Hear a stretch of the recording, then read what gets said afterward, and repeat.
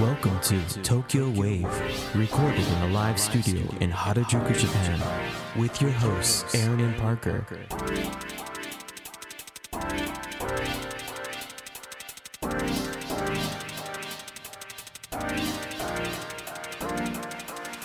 All right, everyone, welcome to episode 89 of Tokyo Wave. We're your hosts, Aaron Randall and Parker Allen.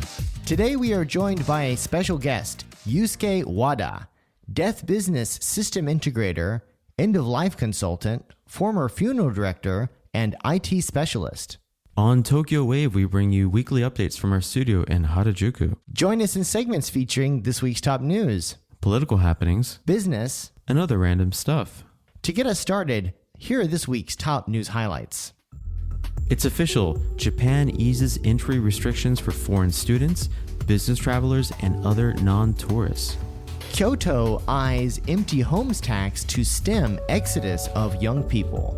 47-year-old in Japan accused of altering driver's license age to go to matchmaking events.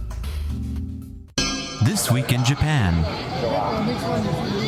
All right, here's our top news item this week. It's official. Japan eases entry restrictions for foreign students, business travelers, and other non-tourists. The Japan Times has reported that Prime Minister Fumio Kishida announced on February 17th that Japan will allow new entries of foreign nationals who are entering the nation for reasons other than tourism, such as foreign students and business travelers, starting March 1st. Kishida said in a news conference, quote, "We are gradually walking toward the exit of the sixth wave.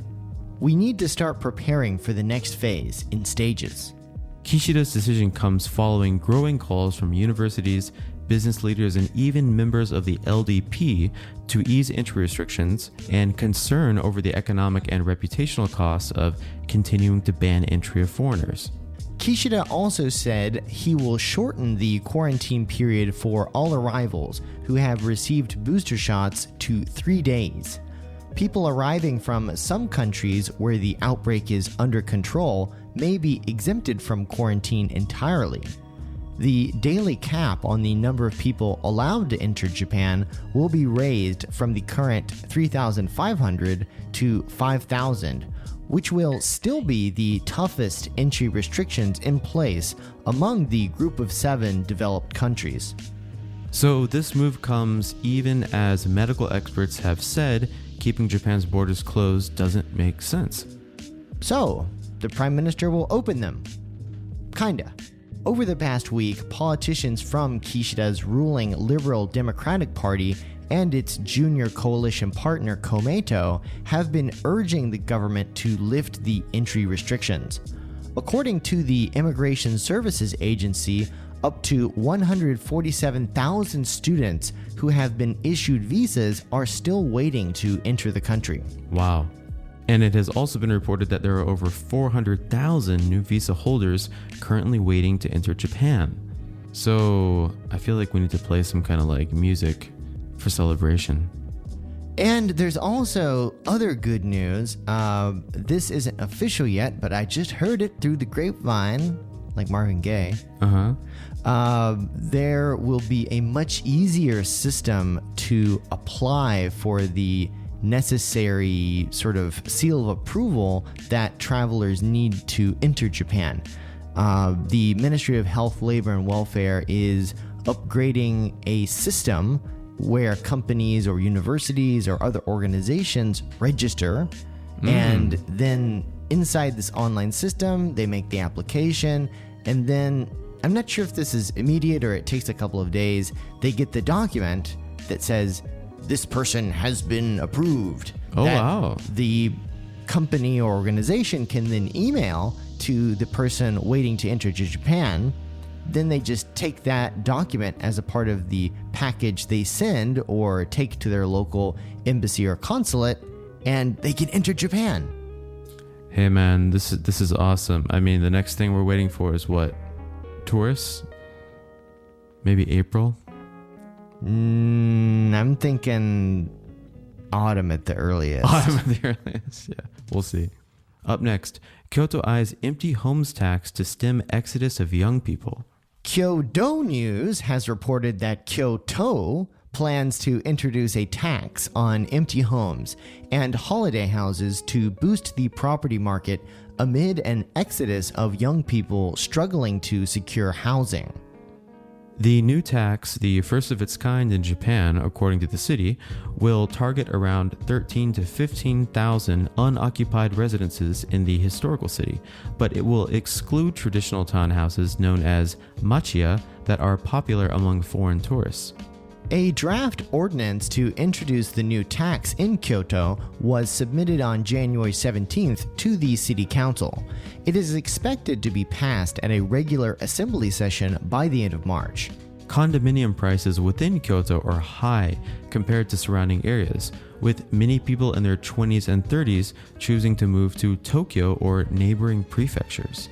Under the envisioned plan, vacant or vacation properties will fall into one of three tax brackets based on assessed value, with floor areas to be used in calculating the amount of tax owed. Should the Internal Affairs Minister approve the ordinance after it is passed, the new tax will be introduced in fiscal 2026 or later. It is expected to generate around 860 million yen in revenue in its first year. While a tax on vacation homes is already levied in the hot spring resort of Atami in Shizuoka Prefecture, the tax in Kyoto would be the first in Japan to cover empty homes, according to the Kyoto city government. Sounds like a good old government solution to a problem. Tax it! Alright, and up next, 47-year-old in Japan accused of altering driver's license age to go to matchmaking events. The Mainichi has reported that a 47-year-old man in the central Japan city of Toyota, that's where they make the cars, by the way, was referred to prosecutors on February 9th over allegations he altered his driver's license to make him appear younger when he went to matchmaking events. The man was referred to the Nagoya District Public Prosecutors Okazaki branch by the Aichi Prefectural Police's Toyota Police Station on two allegations: counterfeiting and using official documents, and improperly obtaining a driver's license. The man has reportedly admitted to the accusations and was quoted as saying, "I wanted to go to events attended by young women." According to the accusations, on March 27, 2019, the man falsely claimed he had lost his driver's license and was issued a new one by the Prefectural Police's license center. Sometime between 2015 and 2021, he falsified his date of birth and other details on his license and would show it to staff at matchmaking event venues. During 2021, the man reportedly used the falsified license about 50 times, not 15, 50, to participate in matchmaking events. This guy's a playboy. According to the police station, the man removed the section with his date of birth on it and replaced it with a sticker inscribed with a later date of birth. He reportedly altered his age downward by as much as 14 years. Why the driver's license? Can't you just forge another document that's not going to get you in that much trouble if it's a matchmaking event? Well, usually people who do stuff like this don't tend to be the sharpest tools in the shed. You know? Yeah. He was doing it since 2015, so he got away with it for a while. Yeah. He'll be able to tell all of his prison buddies all of the fun escapades that he got into during his time as a young whippersnapper. Gosh. All right, and up next, we have a special interview with Yusuke Wada, a death business system integrator, end-of-life consultant, former funeral director, and IT specialist.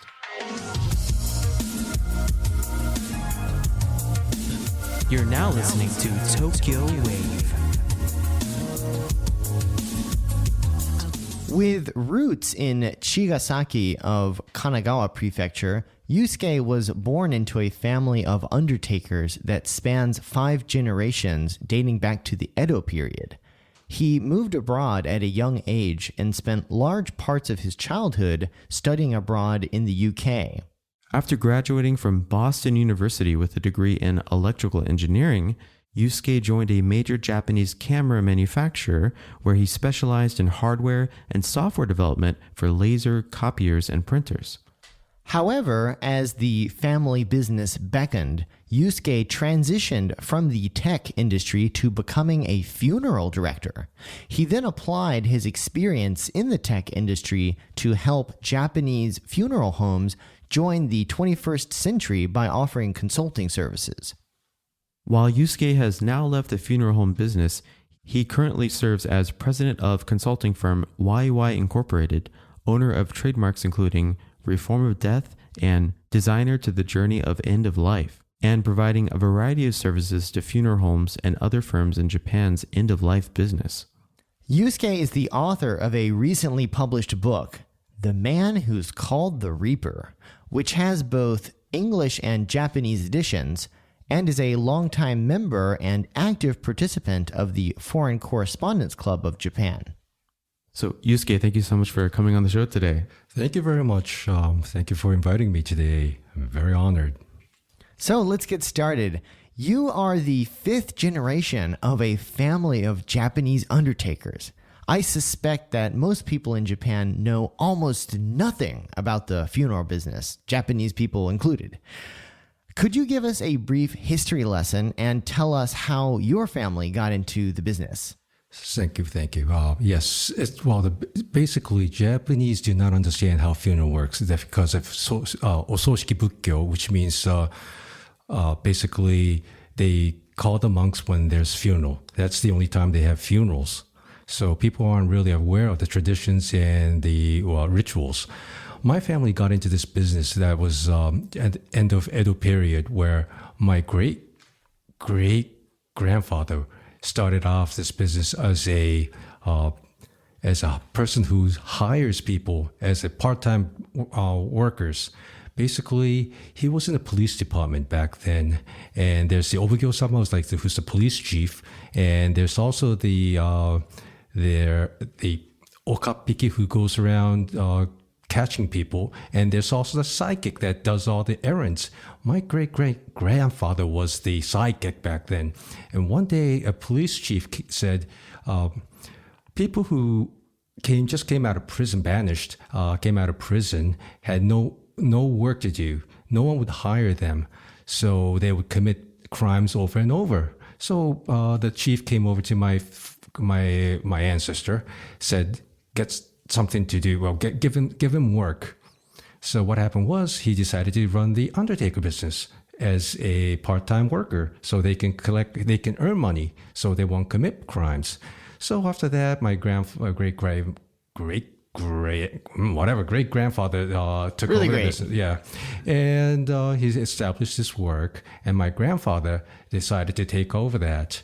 And during that time, we were in Fujisawa. We moved to Tsujido because there was a family feud again back then, and it started, and we became one of the major players in Fujisawa Shonan area, and that's how we got started. First by using ex-cons and as workers to carry bodies, to cremate, or to bury them. That's how it all started. In the Edo period. Yep, in the Edo period, yep. I can imagine some of those ex-cons were like, well, I've done this before. Exactly. Now I'm getting paid. Yeah, were they getting paid to bury people legally? So a bit of a follow-up question on that. Obviously, the biggest difference that I noticed coming to Japan is that you don't have, coffins and people putting coffins into graves. Almost 100% people are cremated. Do you know the background there? Basically, until recently, around 40 or 50 years ago, there were still burying people in a coffin, and where they had land, like churches, Christian churches, Catholic churches, other Episcopalian or whatever these churches who had land and graveyards, they were able to bury them. But nowadays, the law requires everyone to be cremated. 99.7% are cremated. The only people that's not cremated in Japan are religiously Islam. They have their own burial place because there is there's the religion. We respect the religion, and they cannot be cremated, so they have their own burial. Due to land scarcity, they had to impose a law saying right now, due to scarcity as well as hygiene, public hygiene, cremate them. But there is a place there are no crematoriums like in the offshore islands. Then they're exempt. Interesting. So if you don't want to be cremated, you either have to be Islamic or live in a faraway island. Exactly. Or die outside Japan. Well, yeah, outside of Japan. Yep. No, that's very interesting. I think a lot of foreigners have heard about the cremation thing. I had no idea it was an actual law. Yes, it is a law right now. Basically, the government also subsidizes for the cremation as well. Oh, I see. So, Yusuke, your entire family is Japanese, but you spent a lot of time and education in the UK and US. Could you tell us more about that? Yes, one day. Well, actually, one day. When my sister was 6 years old, she was going to camp in Vermont, USA, and she came back fluently, speaking English fluently. And one day it was like, I was just amazed how she was able to speak English in such a short period of just going to summer camp. And I was envy of that. So I said I wanted to go.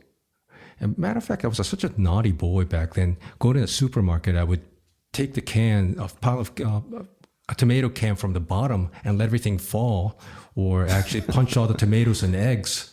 So my mom would have to buy them. So it was a good reason to send me offshore where I can be taught a good lesson. This is how it all started. So I was sent to England, UK, and then coming back from UK, from 1 year, I then went to an international school in Yokohama, which no longer exists, and Yamate. It's now a condominium site. And then I couldn't get along there because my English was British, and those people were American, and they made fun of my British accent. As you can probably know that I don't have a British accent anymore. So I ended up going to the United States. So that's until there. I graduated to the junior high, the elementary school and junior high, and came back to Japan to the same class in Yokohama.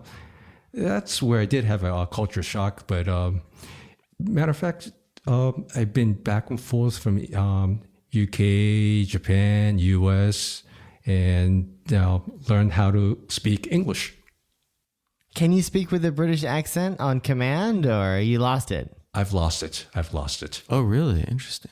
It is hard, It's hard to speak with a British accent where they have to speak out and spell out every single word. Oh, forget that. So after you went to college in the States, you went to work for a Japanese company that specializes in production of laser copiers and printers. What was that experience like, and did you experience any reverse culture shock? Matter of fact, when I came back when I graduated from college, it was my double E degree. You can't spell geek without double E. That's how they said that back then. Culture shock? No, I didn't have. The culture shock I had was coming back from junior high to going to high school in Japan, because thought that they were my friends, but they ended up not so close to me anymore, what I knew from back then. So matter of fact, when I joined a camera company it was a camera company, making laser printers and copiers, and I was working for them for 7 years. But matter of fact, it was a very good experience that I worked as a shachiku, less than a slave actually. I go to work from 6 o'clock and leave work around at 10 o'clock. Then from 10 o'clock when I come back home, I'm doing undertaker business. So that's hard days that I had, but I was young. I was fit, so I could work around the clock. Work was 3 hours, 4 hours of sleep a day.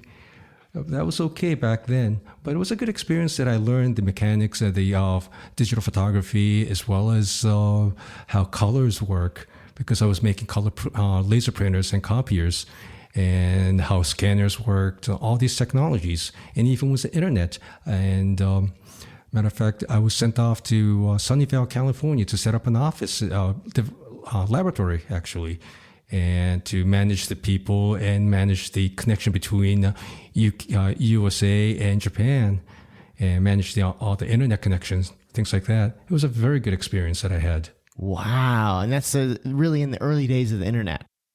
All right. So after your time in the tech industry, one day you were called upon to join the family business. What was the reason for that, and how did you transition? Well, yeah, the reason was a big one. Matter of fact, I was supposed to work in Sunnyvale, California. The company had my B1, B2 visa to work in the United States, and they petitioned that to the U.S. Embassy.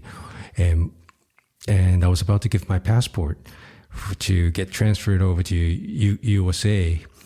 And I told my father, hey, I'm transferring over to the United States as an engineer and working Silicon Valley. And my father one day goes, no, you're not. You got a debt to pay. You got a loan to pay. Matter of fact, I remember that he came back with this documents from the bank, and it was a 100 million yen loan.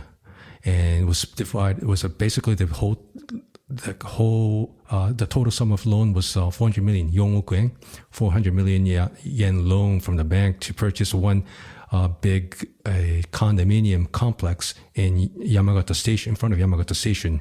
And we split it off by 4 people, and I was one of them. And one day I came back from work, and then my father told me to, here, sign this. And I nonchalantly signed and put my hanko there. And I wasn't paying much attention to what it really was. It was a bank loan, petition for bank loan, and it went through. So I had to pay that debt. Meanwhile, I was working for this camera company. What happened was I came back, and basically I was asked to submit my passport, so I tried. So my father said no, and I had to resign from what I was doing. I said I didn't want to make any more confusion, so I said I'm Quentin Minolta. I'll say the company's name, and right now Konica Minolta, and I don't want to give them so much trouble for what I have done, and because meanwhile I was working for Minolta, and at night I was working for my father's company as an undertaker, and that's how I was paying back my loans on that to the bank. So I wasn't really paying attention to the payment because my father was doing all that money handling. So one day I said, "Oh, I can't stay there anymore." So I decided to quit and transfer myself as being an undertaker, official undertaker.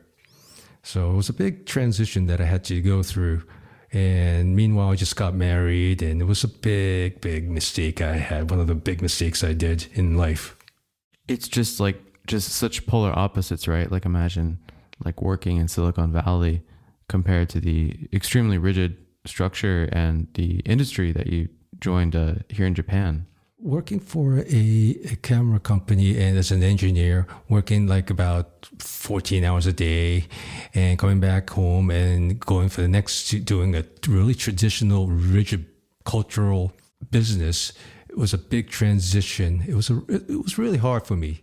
And working as a full-time, learning all the material and doing all the master of ceremony and all that. All of a sudden, I'm standing in front of 100 people doing master of ceremony of funerals.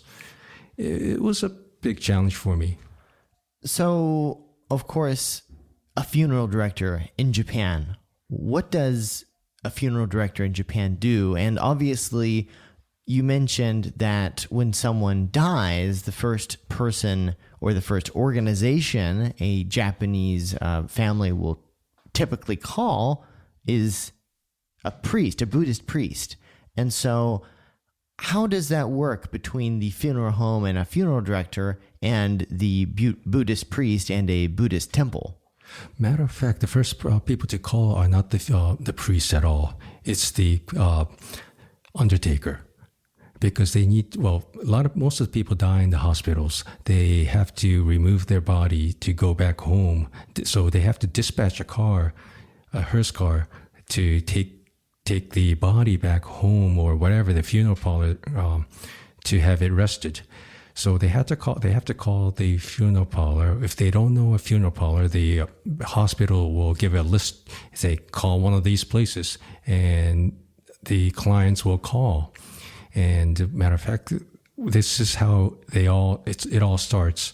And then when they call, we organize how funerals are, and then we listen to the clients if they want to do a funeral with us or not. We'll just take the settle the body wherever they like, and then they can discuss. Or then, usually, the clients will say, please have the ceremony at whatever the place, at our place, whatever the competitors, and then we would start talking funerals. Then we ask them, do you have a temple, a Buddhist temple that's you're affiliated with? If not, we'll introduce them to the Buddhist temple. If they do, we'll call them. Or at the time, meanwhile, if it's not late at night, we call the Buddhist temple as well to match the crematorium, to get the crematorium time.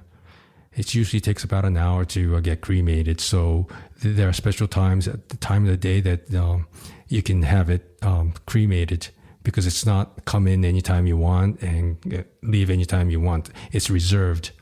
So matter of fact, we contact the Buddhist temple, and the priest will organize a time and see if it's open if it matches our funeral parlor's time, and also if it matches the crematorium time. So we'll negotiate on that, and then the funeral director will discuss how the funeral would like to be. Would it be like flowering ornaments, or would they like sing a song, whatever like that? And then, matter of fact, the funeral director will organize this. If they need a bus for the whole family to go to the crematorium, we'll organize that. We'll charter the bus, and matter of fact, it's just like organizing a wedding ceremony. I was just gonna say that it sounds just like organizing a wedding, but obviously very different. Right, exactly. That's why in Japan it's called kankon sosai, which means wedding and funerals is the same industry. Which one is more profitable? Wedding now. But actually not anymore on both, because you're not having many weddings anymore because of COVID-19. And also due to COVID-19, we can't gather anymore. So funerals are becoming less and less, smaller and smaller. So it's not profitable at all for any one of them. That's interesting. So basically the business leads come from the hospitals and the hearse service. Yes. And matter of fact, the hearse service might organize their own funeral. So there are about 4,500 funeral parlors in Japan, and that's excluding the Kankon Sosai Gojokai, which they have the loan system in there, which they also have a wedding and the funeral loan system, and most of the funeral parlors don't have that. It's only 182 companies that can do that, but the hearse car companies, some of them operate underground as a funeral companies, because there's not too many people to gather nowadays. If it's only 5 or 10 people, they'll just do their own services at their own place and run a funeral there. But you said underground, and so this is not something that's legally mandated. Well, actually, it's not legally mandated. Actually, it's just that you have to write. You're not registered as an undertaker, but you're doing undertaking business. It's in the gray area. It's in the very gray area. So I should say a lot of the undertakers don't know they are running as a competitor of their services. So it's a gray area. This is fascinating. Wow.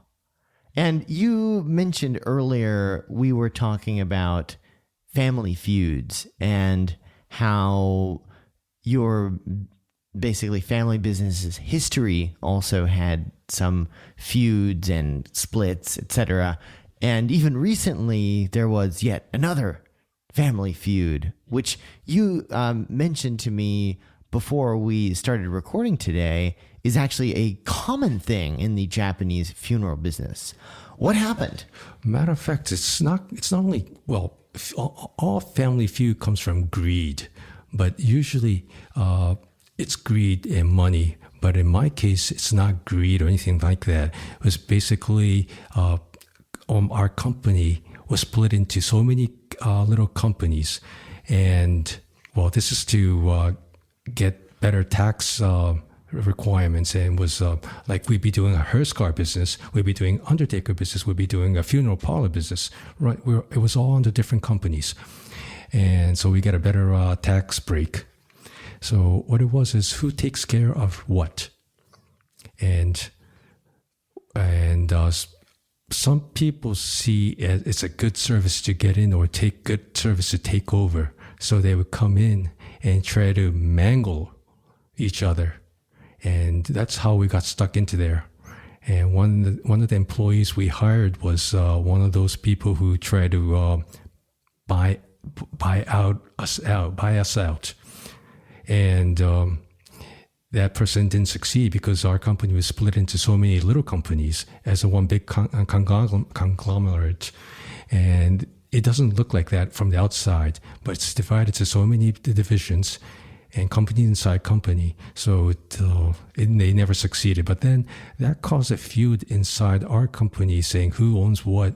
And matter of fact, who takes care of after my father retires. And that's the usual case, having who takes care, because the firstborn, secondborn, thirdborn, who's going to take care of the company. And matter of fact, in my family, the youngest sibling, my brother took over the company, and I was supposed to take care of it. So, but still, I was an engineer. I had a lot of things to do in my hand. So my father said, "You can live on your own." So that's how I split off. So even leaving the funeral business, though, you're still in it in a different kind of way. And I understand that currently you are running a consultancy that specializes in the end-of-life business. And given Japan's rapidly aging society, it seems to be a growing business. What is your current focus? Yes, it's a growing business, but the major issue is it's growing as a number, because old age, by the age of 2040, you'll be having a third of the population will be over 65. And it is a big old age society. And the biggest issue here is that old age are looking over their old age, which means 65, 70 years old are taking care of their 95-year-old, 100-year-old parents. And those parents do not have any more, they don't have money anymore. They've been in the hospital for so many years. They have to pay the bills, but they've got no income. And the 70-year-old are also retired, but they still have to keep on working, so they can't support themselves, and they can't support both themselves and their fathers, which is a big burden on them. And they don't want to rely on their sons, which are 45-year-olds, 45-year-old, and because they've got their life to do. So what it is I don't look so, the way I see it, it's not a bright area anymore, because of the demography is too high of the old age. And what it is, I consult with it's a B2B, so I don't have to take care of that. So what it is if I had to go take care of the end user customers, at the old age customers, they don't have money to do that. So it's not a good business anymore to get into, because there's, as I said, there are 4,500, basically there are about 5,000 undertakers in Japan. And the pie is getting big, but the crust is getting thinner, because the people are not being able to pay anymore for the good services anymore. So the industry is falling apart. So that's why I am still consulting and doing trying to get business for the people that are wealthy that needs basically support for establishing end of life shukatsu, which means Japanese end of life movement. So recently you wrote a book, which we have right here, which has one of the coolest covers, I must say. It's titled The Man Who's Called the Reaper. You have both English and Japanese editions. Could you tell us more about the books and what inspired you to write them? Well, yes. About 4 years ago, I was approached by a friend of mine who's the chief editor in Shueisha. And he said, "Your life is very interesting. Do you want to write a book?" Do you want to write a book? I was kind of hesitant, but then I've been speaking to a lot of people that said, my life is so interesting, topsy-turvy, going up and down roller coaster, or pulling 5G, 6Gs. That's how it was. My life was. So it was about a time that I really expressed how it really was, how my life was. So I decided to write that, and I was interviewed and and for so many hours, and we sat down, start writing. And then after the Japanese edition came out, I decided to write the English version, because when I published my Japanese version, a lot of people, my classmates abroad and people I know from my junior high and elementary school in the United States, they all wanted the English version. So I rewrote everything in the English version once again in about 2 weeks or so. And it was hell. It was hell, actually, because... You wrote the entire English version of your book yes. in 2 weeks. Yes. Wow. That's nuts. It was nuts. It was nuts. Well, luckily, I knew how the Japanese version was and all that. Because I co-authored it and all that. And the editor changed a lot of things what I first wrote. And what happened was they did make some mistakes, so I had to correct all that. So it was, but I got it done in 2 weeks. Yeah, I was thinking of taking about 2 months or so, but then after having officially being announced by Foreign Press Club FCCJ that if I want to hold a book break, official book introducing press conference, and I had the deadline, so. To establish that, to meet the deadline, I had to backtrack how many days I have to have it translated. And I only had about 2 weeks before it gets printed and published. So you can only do a book press conference a certain number of months after the book comes out.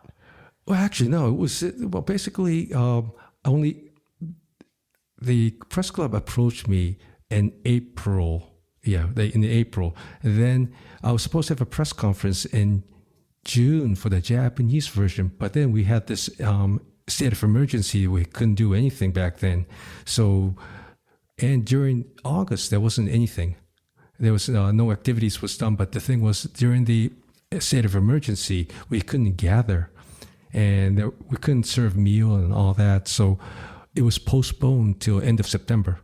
So I realized that to have that done, I had to get the book by September, earliest September. So I backtracked. I've only got 2 months to rewrite, 2 weeks to rewrite everything. Okay, so basically there was already a date for the Japanese version, Right. And you thought, if I can get the English version in time, I can do the press conference for both. That's what it was. Yep. That must have been a lot of work. It was a lot of work, yes. But luckily, the Japanese version was out already.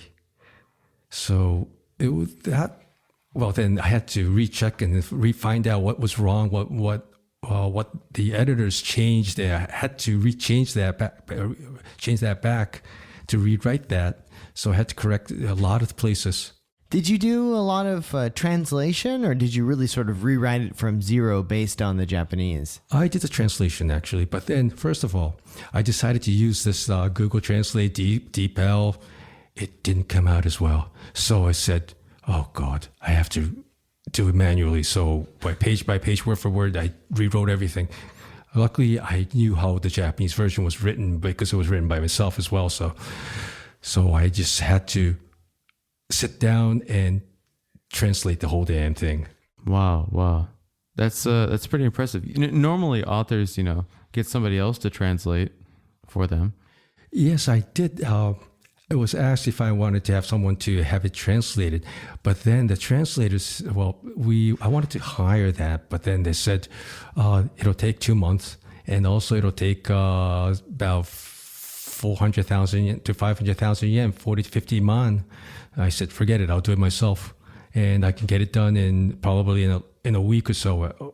So what I sat down for about actually 3 days, but then it was about a time span of 2 weeks. But I sat down literally for 3 days and get the whole thing rewritten in English, translated into English.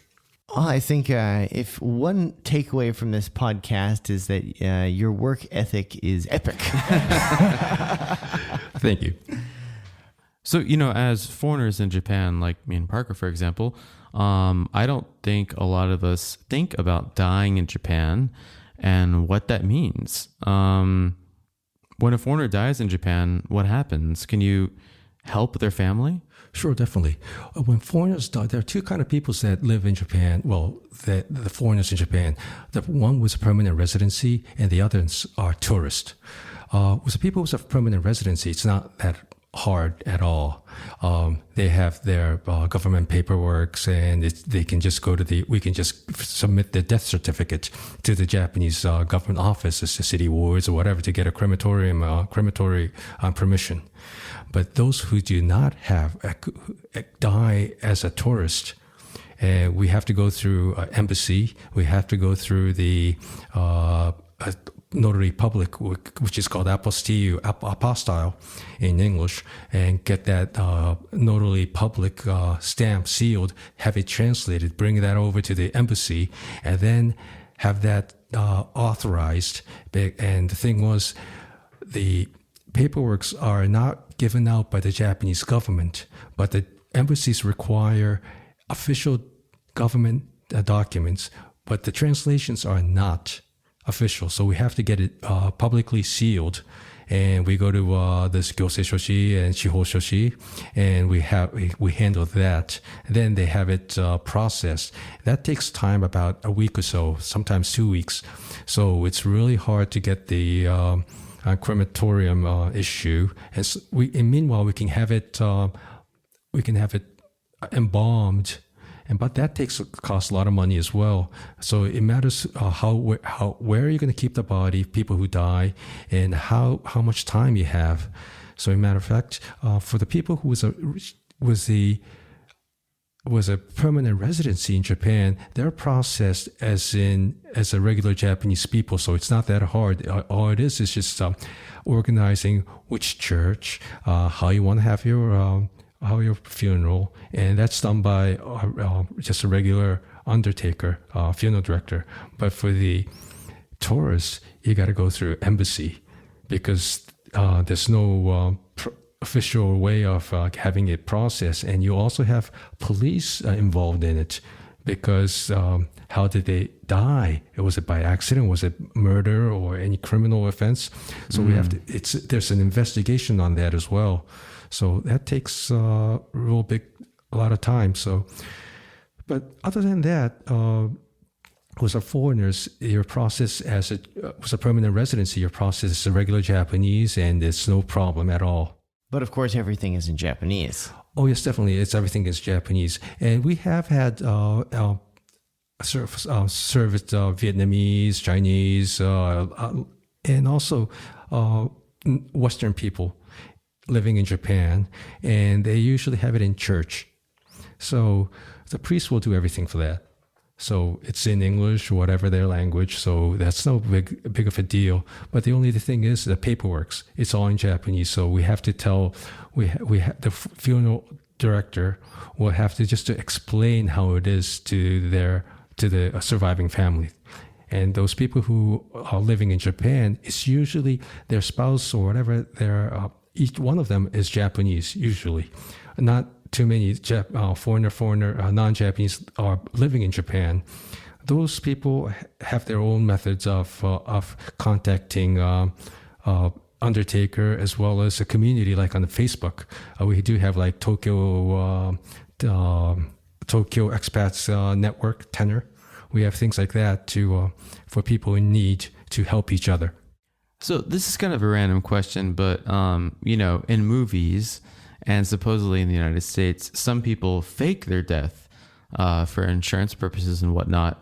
In your line of work and in your experience, have you ever come across anyone who's attempted to do something like that? Yes and no, actually. Oh, okay. Okay. I do have a friend who wants to fake his death, actually. Don't want to have his death disclosed. So if he dies, he wants me to disclose about 2 years later. Oh, wow. That's how he wants. So people will not worry about what really went on, so he can just pass out quietly. So after that, everything goes to the grave. Interesting. Wow. So These are my last wishes. Keep your mouth shut for 2 years. yeah, that's what it is. I do have a friend like that who wants, because he has a lot of problems with his family as well. That's why he doesn't want to have a lot of relatives coming in and bickering at it, taking assets and whatever he has. He just wanted quietly processed. But in any case, they do find out because it goes to their to the registered the heirs and legacy and all that, inheritance tax. It catches up. Yes, because if I'm not mistaken, Japanese inheritance tax is due, is it 10 months after the family understands that a person has been deceased? Yes, 10 months. You have to. There's a time that in the first 3 weeks you have to submit this paperwork, and in the first month you got to do this. Within 3 months you got to do this, and then in 90 days you have to claim if you want to inherit things or if you don't want to inherit. Because when you inherit, there's also the positive inheritance and there's also the negative inheritance, which is like your debts they have. If you inherit everything. If you decided to inherit whatever the property, the debts are also inherited. So you got to pay up for the debts, whatever the person created. So you got to you have 90 days to decide on that, and then within 6 months you got to do this. And within 10 months you have to submit all the paperwork's done. So it's a rush. It's a rush. Meanwhile, so I think the best advice we can give our listeners is don't die. Yeah, don't It's a die. pain in the ass. Live forever. Fake your death. We've talked a lot about death today, which is a difficult subject.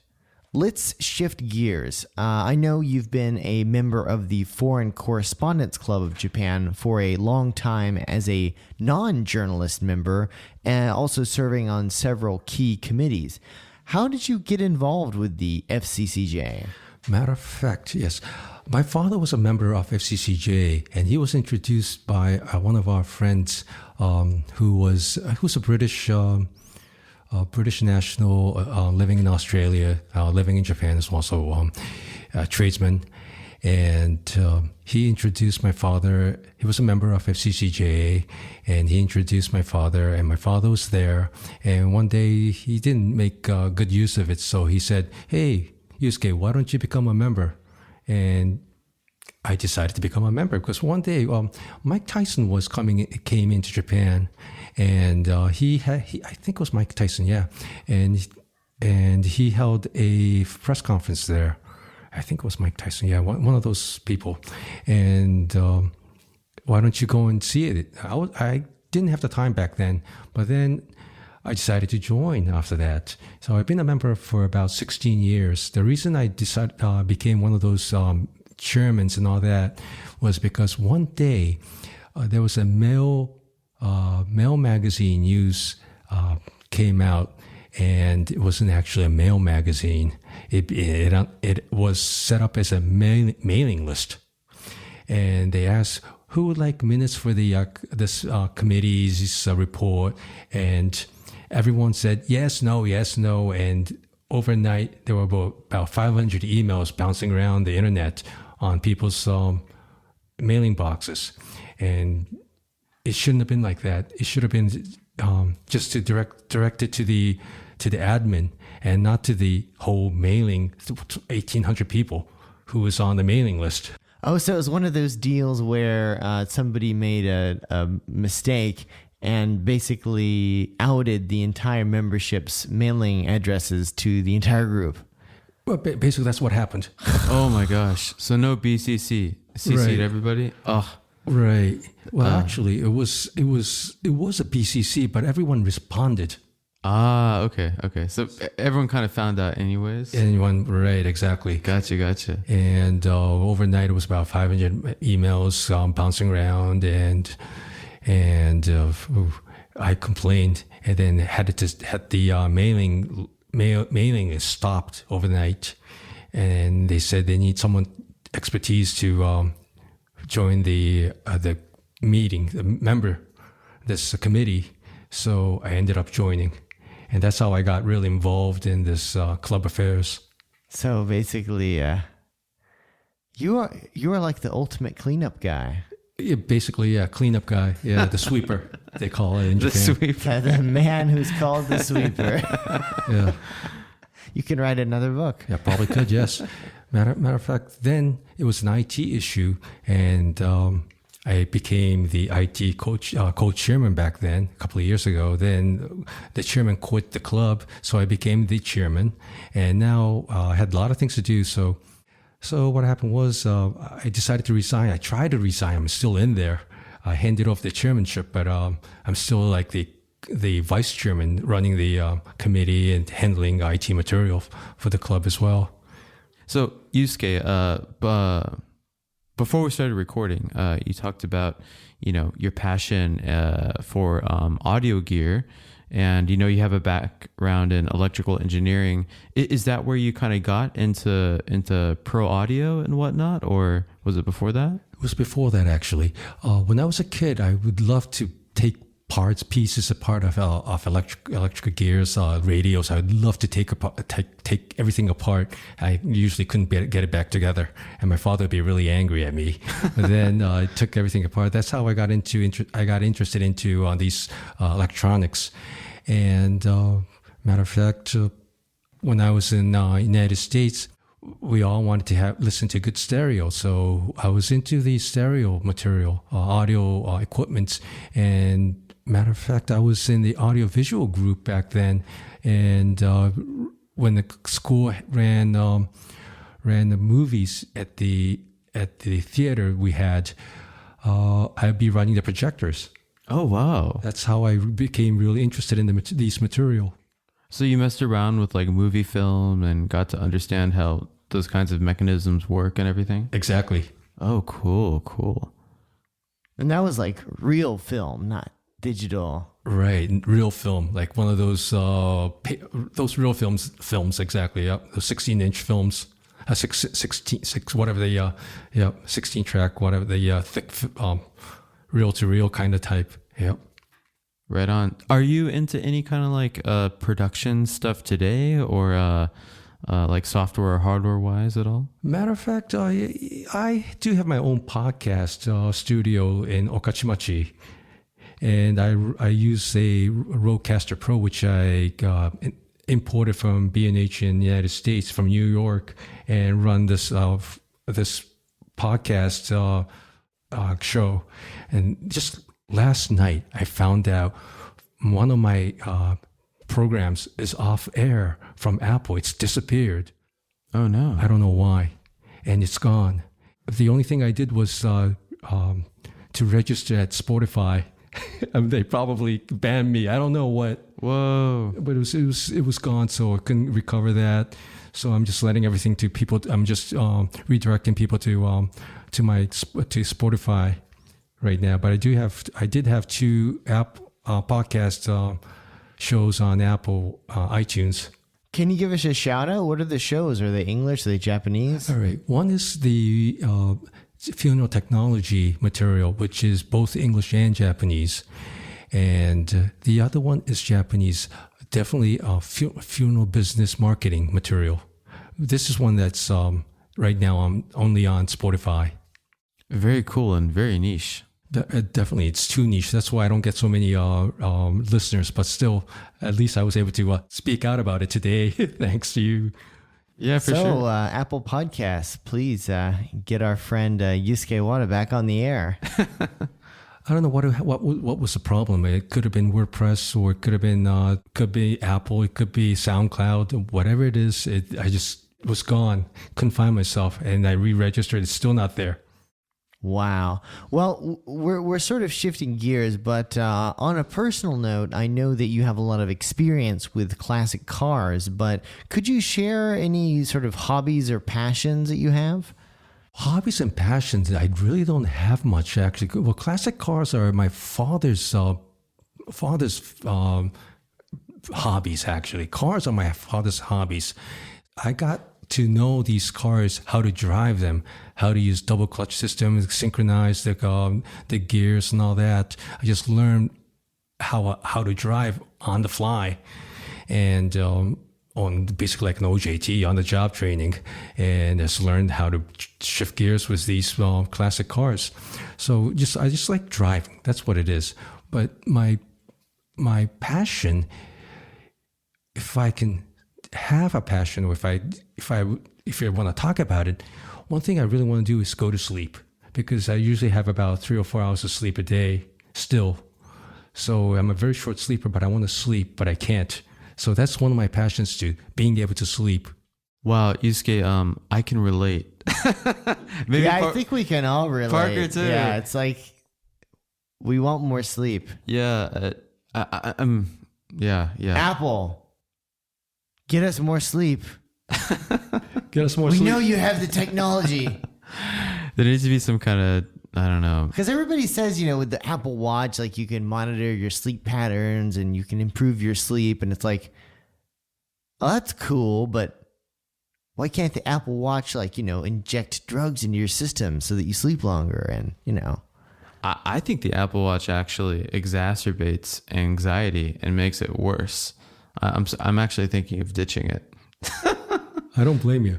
Yeah. It's like, because you're constantly looking at it, right? Your heart rate, how much you're sleeping. Yeah. It's like, what? Why didn't I sleep that much? And there's a deep sleep too. Like last night, I only got 15 minutes of deep sleep. I usually get 3 hours. So it's like, why the hell did I only get 15 minutes? And that's going to make you sleep less because you're going to freak out. You're going to think about it. Yeah. Whoa. It's a negative feedback loop. Yeah, everybody from the very beginning, people are talking about smartwatches and being connected. And I am a proud owner of a dumb watch. Half of the time, it doesn't even keep time. I usually look at my phone to figure out what time it is. But yeah, no smartwatches for me. No watches for me too. No thanks. Yeah, Aaron, you need a dumb watch. I know. Give it a dumb name. Roger. Roger? Sorry, Rogers of the world. But on that note too, like even a lot of these apps that are supposed to help you sleep, they if you don't buy the full version, they'll have like random advertisements which will wake you up in the middle of the night. I don't know if you've tried any of those. No, I haven't. No. Okay. I think we've ruined smartwatches for. No thanks. That's why I use a Swatch, not a smartwatch. Some more sleep. Yeah. Well, this has been a very entertaining and engaging and really informative discussion today. Thank you so much for coming on. We started this podcast knowing absolutely nothing about Japan's funeral business. Now I feel like we know too much, and men in black suits and hearses are going to come and take us away. But definitely, knowledge is power. Well, thank you very much for having me over today. Yes, thank you so much. Hey, listeners, that's right. You listener right there. Who do you think should be our next guest on Tokyo Wave? Let us know. Drop us a line at wave@tokyowave.jp. We hope you enjoyed Tokyo Wave. If you haven't already, you can subscribe to our podcast on Apple Podcasts, Spotify, SoundCloud, and YouTube. Join us again next week on Tokyo Wave.